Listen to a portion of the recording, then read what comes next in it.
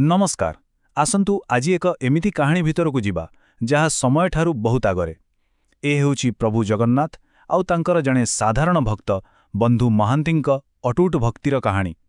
तेबे चालंतु एही गभीर यात्रारे एकाठी आगको बढ़िबा। आउ एई प्रश्नटा ही पूरा कहानीर मूलदुआ। एहा आमकु चिंता करिबाकु बाध्य करे जे विश्वासर प्रकृत अर्थ कौन, विशेष करी जेतेबेले जीवनर सबुटु कठिन परिस्थिति सामना को आसे। तेबे आम कहानी आरंभ हेउची बंधु महांतींक ठारू। पुरी पाखरे थिबा गोटे छोट गाँर जणे बहुत गरीब लोक भिक्षा मागी जहाँ मिले सेथिरे ही परिवार चले। किंतु जानती तांकर सबुठु बड़ संपत्ति थिला तांको परिवारर दैनिक कीर्तन।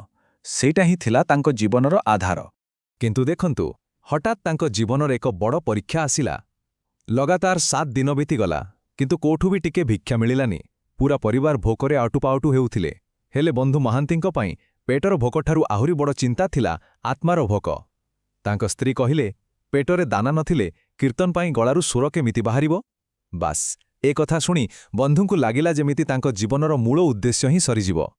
आउ शेषरे जेतेबेले सबआडु निराशा घेरीगला बंधु तांको स्त्रींक मनरे आशार दीपटे जळिबाकु चेष्टा कले। से कहिले जे स्वयं जगतर नाथ दीनबंधु तांकर पक्का सांग। बस एई गोटिए आशा को संबल करी बंधु महांतींक परिवार पूरी अभिमुखे बाहरी पड़िले। स्त्रींक मनरे थिला खाइबाकू मिलिबार आशा, किंतु बंधुंक मन भितरे चलीथिला गोटिए गभीर प्रार्थना जे तांको बंधु तांकर इज्जत रखिबे। टिके भाबी देखंतु सेई कष्ट विषय। सप्ताहे हेला पेटरे दाना नहीं आउ तापरे पुणी 5 दिन धरी खाली पादरे चाली चाली जिबा। केते कष्टकर थिबो से यात्रा। आउ पूरा रास्ता सारा बंधुंक मनरे केवल गोटे कथा थिला, हे प्रभु मोर लज्जा रखिबो, मु तमको मोर सांग बोली कहिछि। तांकर मुख्य चिंता खाद्य नथिला बरং निज स्त्रींक विश्वास को जीवंत रखिबा थिला। 5 दिनर से कठिन यात्रा परे शेषरे जेतेबेले सेमाने जगन्नाथ पुरी रे पहुंचिले सेमानंकर सबु क्लांति जेमती क्वाडे उभेईगला। प्रथम थर पाई श्रीमंदिर को देखिबार से अनुभूति ताहा वर्णना करि हेबनी। आउ जानती एई दृश्यटा तांको भक्तिर गभीरता को केमिति देखाए। केवल मंदिरर पताका दर्शन रे ही तांको भितरे एति भाव सृष्टि हैला जे तांको शरीर ताकु संभाली पारिला नहीं। हेले मंदिर देखिबार से प्रथम आनंद परे धीरे धीरे चिंता बढ़िबाकू लागिला। सेमाने सिंहद्वार बाहरे बसी अपेक्षा कले किंतु कोउठी किछि साहाय्यर चिन्ह वर्ण नथिला। राति बढ़िबा सहित भोक भी बढ़ी चलीथिला। आउ ठीक सेतेबेले जेतेबेले लागुतिला सबु आशा सरीगला, सेई गभीर रातिरे घटिला एक दिव्य चमत्कार। प्रभुंक करुणार कण किछि सीमा अछि। निज भक्तर कष्ट देखि स्वयं प्रभु जगन्नाथ रोषेई घर को गले।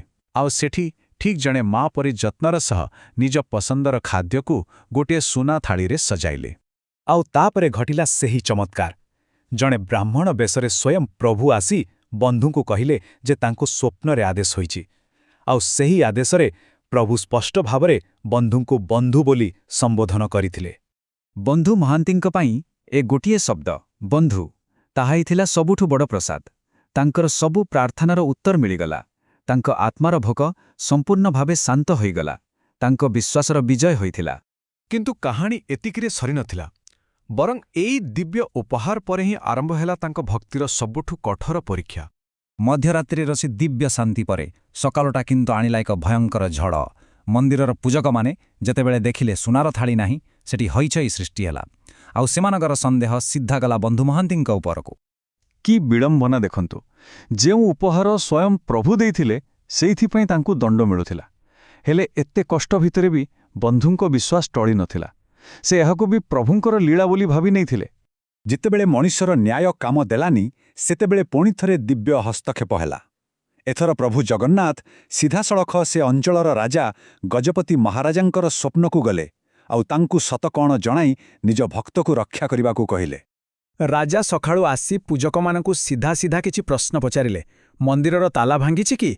रोषेई घरर कबाट खोला थिला कि? जेतेबेले सबु उत्तर ना थिला राजांक जुक्ति बहुत स्पष्ट थिला। मनीषकु चोरी करिबाकू ताला भांगिबाकू पड़े, किंतु स्वयं प्रभुंक पई कोनोसी ताला बा कबाट बंध नुहे। तेणु एहा चोरी नुहे, एहा एक चमत्कार। आउ शेषरे बंधु महांती केवल दोषमुक्त हेले नहीं बरं तांकु श्रीमंदिरर सेवा करिबार गुरु दायित्व दियागला। एहा द्वारा तांको भक्तिर कहानी जुग जुग पई अमर होइगला। एई कहानी शेषरे ଆମ ସମସ୍ତଙ୍କ ମନରେ ଗୋଟେ ବଡ଼ ପ୍ରଶ୍ନ ଛାଡ଼ିଯାଏ। ପ୍ରକୃତ ବିଶ୍ୱାସ କ'ଣ? ସୁଖ ଆଉ ଦୁଃଖ, ଚମତ୍କାର ଆଉ ଆଘାତ, ଏଇ ଦୁଇଟିଯାକ ପରିସ୍ଥିତିରେ ଈଶ୍ୱରଙ୍କ ଉପସ୍ଥିତିକୁ ଅନୁଭବ କରିବା ନୁହେଁ କି? ଏହି ଚିନ୍ତା ସହିତ ଆଜିର ଏହି ବିବରଣୀକୁ ଏଇଠି ଶେଷ କରୁଛୁ।